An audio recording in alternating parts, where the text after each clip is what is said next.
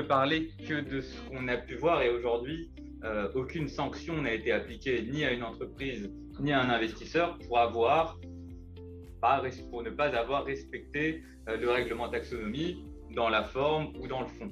Néanmoins, il faut dire qu'au début, le règlement taxonomie ne prévoyait pas de sanctions et qu'il revenait aux autorités nationales compétentes, c'est-à-dire en France l'AMF, de prévoir ce cadre de sanctions.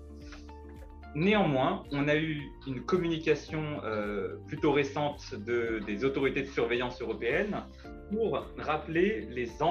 engagements contractuels liés à la taxonomie. C'est pour les investisseurs à la fois un engagement auprès de leurs clients d'atteindre ou non des objectifs liés à la taxonomie, et ça peut également être de les informer proprement, s'ils sont soumis à la taxonomie, de ces différents indicateurs. On peut donc imaginer que, bien sûr, on attend que l'autorité des marchés financiers finalise sa doctrine et pose clairement le cadre de sanctions qui pourra advenir pour les investisseurs, mais on pourrait tout à fait imaginer qu'il s'agirait du régime de l'information trompeuse pour les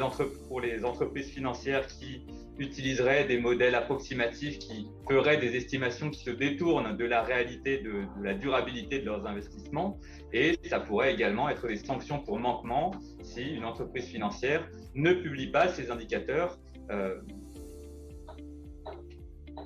Si elle ne publie pas ces indicateurs